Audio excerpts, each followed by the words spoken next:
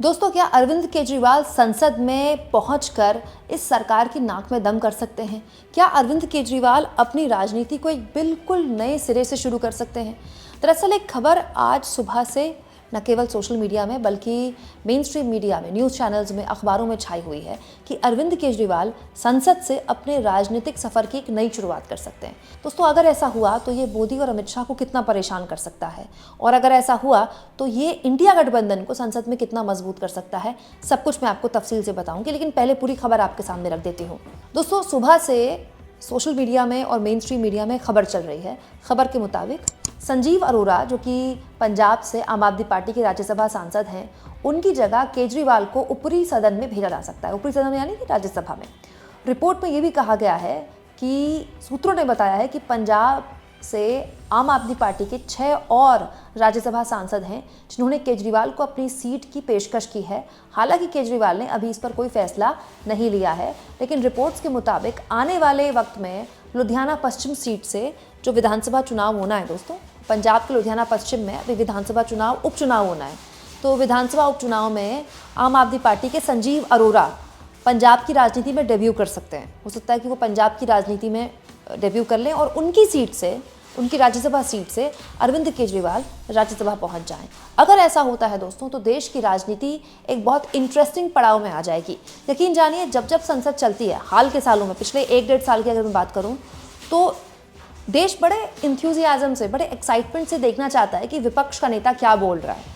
मैं खुद एक यूट्यूब चैनल चलाती हूँ और पूरी जिम्मेदारी से मैं कह सकती हूँ कि हाल के सालों में, जैसे 3-4 साल पहले या 2 साल पहले भी जब हम खबरें बनाते थे संसद को लेकर, उसकी व्यूअरशिप इतनी नहीं आती थी यूट्यूब में, लेकिन अब बहुत आती है क्योंकि दर्शक देखना चाहता है। दोस्तों, आम जनता ये देखना चाहती है कि उसका सांसद कैसा परफॉर्म कर रहा है संसद में। और संसद एक बहुत इंपॉर्टेंट प्लेटफॉर्म है जिसके ज़रिए विपक्ष के लोग मजबूती से अपनी आवाज़ रख सकते हैं और उनकी आवाज़ को आप दबा नहीं सकते। ऑफकोर्स उनको आप सस्पेंड कर सकते हैं, उनको उनकी सदस्यता रद्द की जा सकती है, लेकिन अमूमन ऐसा नहीं होता है। विपक्ष हंगामा करके ही सही, लेकिन अपनी मौजूदगी दर्ज कराता है। अरविंद केजरीवाल इसी प्लान के साथ, ऐसा लगता है, आगे बढ़ रहे हैं।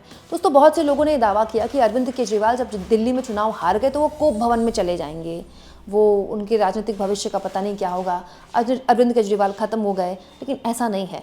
जितनी जानकारी मुझे है सूत्रों के हिसाब से, अरविंद केजरीवाल लगातार दिल्ली में बैठकर बैठकें कर रहे हैं और उन बैठकों में उनका जो टारगेट होता है, जो कोशिश होती है, वो पंजाब होती है, क्योंकि पंजाब में इधर कांग्रेस और उधर बीजेपी घात लगाए बैठी है। कोई कहता है ऑपरेशन पंजा चल जाएगा, कोई कहता है ऑपरेशन लोटस चल जाएगा। इसलिए अरविंद केजरीवाल किसी भी हाल में पंजाब में अपनी सरकार उसको सुरक्षित रखना चाहते हैं। लेकिन ये बात भी सही है कि अरविंद केजरीवाल किसी भी स्थिति में पंजाब के मुख्यमंत्री नहीं बनना चाहते। ऐसी अटकलें आई थी और बहुत से लोगों ने चर्चाएं शुरू कर दी थी कि अरविंद केजरीवाल पंजाब के मुख्यमंत्री बन सकते हैं। लेकिन अब जिस तरह की ये खबर आई है कि अरविंद केजरीवाल संसद जा सकते हैं राज्यसभा से, ये इस ओर इशारा करता है कि अरविंद केजरीवाल का पंजाब की राजनीति में एंट्री करने का नहीं, देश की राजनीति यानी कि नेशनल पॉलिटिक्स में एंट्री करने का मन है। अगर ऐसा होता है दोस्तों, तो इससे 2 फायदे होंगे विपक्ष को। सबसे बड़ी बात, अरविंद केजरीवाल का दोस्तों हमेशा से महत्वाकांक्षा रही है कि वो राष्ट्रीय नेता बने, वो पीएम बने, और इस महत्वाकांक्षा को उन्होंने कभी छुपाया नहीं है। दोस्तों, 2013 में अरविंद केजरीवाल ने जब कांग्रेस के साथ मिलकर सरकार बनाई थी दिल्ली में पहली बार, बाद में उन्होंने खुद अपनी सरकार गिरा दी थी। सरकार गिराने के बाद सीधे बनारस चले गए थे।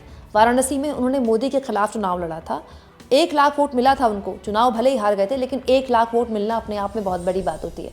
वो अलग बात है कि फिर उन्होंने कोई लोकसभा चुनाव नहीं लड़ा, वो दिल्ली की राजनीति तक ही उन्होंने अपने आप को सीमित रखा। लेकिन अलग अलग राज्यों में उन्होंने अपनी पार्टी की मौजूदगी दर्ज कराई, चाहे वो हरियाणा हो, चाहे वो गुजरात हो। इससे उन्होंने 10 साल में अपनी नई नवेली पार्टी को राष्ट्रीय पार्टी बना दिया। और दोस्तों, अरविंद केजरीवाल एक स्वाभाविक नेता हैं। वो हिंदी बहुत अच्छी बोलते हैं, वो अंग्रेज़ी भी बहुत अच्छी बोलते हैं, और सबसे बड़ी बात, उनको ये पता है कि कहाँ पर क्या बोलना है। एक बहुत ही मंझे हुए नेता हैं।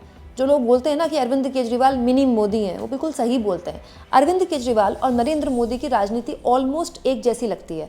और अरविंद केजरीवाल के पास एक प्लस पॉइंट है, अरविंद केजरीवाल एक बहुत ही पढ़े लिखे नेता हैं, और वो इसको बार बार बताते भी हैं लोगों को दिखाने के लिए कि मैं एक IRS ऑफिसर हूँ, एक IITN हूँ। हमारे देश में IRS ऑफिसर होना, इनकम टैक्स ऑफिसर होना और IITN होना बड़ा बहुत फ़क्र की बात मानी जाती है, बहुत स्टूडियस माने जाते हैं, बहुत इंटेलिजेंट माने जाते हैं ऐसे लोग।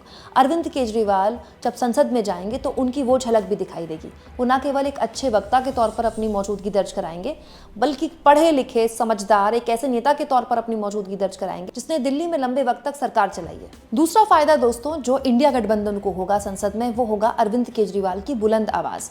देखिए, इंडिया गठबंधन 2024 के चुनाव के बाद से बहुत बार बिखरा, चाहे पंजाब के इलेक्शन में गठबंधन नहीं हो पाया कांग्रेस और आम आदमी पार्टी का, दिल्ली में भी नहीं हो पाया, इसका दोनों को नुकसान हुआ, दोनों पार्टियों को। लेकिन अगर आप एक चीज़ गौर से देखें तो संसद में फिर से इंडिया गठबंधन जब भी सत्र होता है एक हो जाता है। एक अडानी के मुद्दे को अगर आप साइडलाइन कर दें तो लगभग हर मुद्दे पर इंडिया गठबंधन मजबूती से एकमत होकर अपनी राय दिखा चुका है संसद में। तो संसद में जब अरविंद केजरीवाल पहुंचेंगे तो जब जब वो बोलेंगे वो विपक्ष की आवाज़ बनकर बोलेंगे।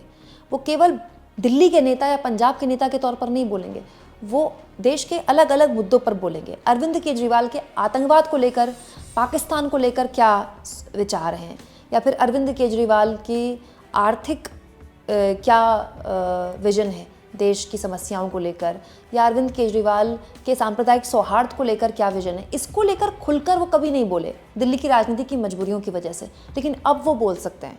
तो ये न केवल व्यक्तिगत तौर पर अरविंद केजरीवाल के लिए एक फ़ायदे वाला फैसला होगा, बल्कि इंडिया गठबंधन को भी वो संसद के अंदर मजबूती देगा, जो कि है भी दोस्तों।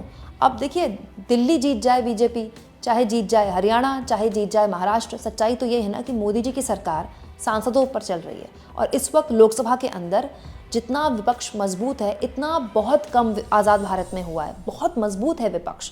आप संसद के हर सत्र में देख लीजिए, सरकार को विपक्ष से मतलब बात करनी पड़ती, पुरानी वाला मामला नहीं है। अब विपक्ष में एक नेता विपक्ष भी हैं, और चाहे राज्यसभा में जगदीप धनखड़ हो, चाहे ओम बिरला हो, नाक में दम विपक्ष उनके किया रहता है, क्योंकि उनके लिए भी इतना आसान नहीं, चाहे कितना भी मैनेजमेंट किया जाए, लेकिन विपक्ष की आवाज़ संसद में अब दबाना इतना आसान नहीं है। अरविंद केजरीवाल उस आवाज़ को धार देंगे। साथ में अरविंद केजरीवाल अपनी राजनीतिक जो महत्वाकांक्षा है उनकी राष्ट्रीय नेता के तौर पर, उसमें भी एक तरह से जाहिर तौर पर उस महत्वाकांक्षा को तो पूरी कर ही सकते हैं, बल्कि मोदी नहीं तो कौन वाला जो सवाल होता है ना, जो बार बार विपक्ष से पूछा जाता है, जिसमें राहुल गांधी को कम आंका जाता है। हालांकि राहुल गांधी ने भी अपनी पॉपुलैरिटी हाल के सालों में बहुत बढ़ाई है। ये इस बात का प्रमाण है कि राहुल गांधी कहीं रैली करने जाते हैं, राहुल गांधी जब संसद में बोलते हैं तो उनके व्यूज़ आप देख लीजिए, उनके खड़े होते ही जिस तरह से बीजेपी के नेता खड़े हो जाते हैं, बीजेपी मोदी जी की कैबिनेट खड़ी हो जाती है आधी। ये इस बात का प्रमाण है कि राहुल गांधी भी बहुत असहज करते हैं सत्ता पक्ष को। लेकिन मोदी नहीं तो कौन वाले सवाल पर अरविंद केजरीवाल एक विकल्प बन सकते हैं। आपको क्या लगता है दोस्तों, क्या संसद में अरविंद केजरीवाल की मौजूदगी देश की राजनीति में एक बड़ा यू टर्न ला सकती है, और ये मोदी और अमित शाह को कितना परेशान कर सकता है? क्योंकि मोदी और अमित शाह अरविंद केजरीवाल इस नाम को बहुत पसंद नहीं करते शुरुआत से ही। आप इस मुद्दे पर क्या सोचते हैं दोस्तों, कमेंट बॉक्स में ज़रूर लिखें, और जितना हो सके चैनल को शेयर करें, सब्सक्राइब करें, और थैंक्स और ज्वाइन के ऑप्शन से अगर आप चाहें तो कुछ आर्थिक मदद भी चैनल की ज़रूर करें।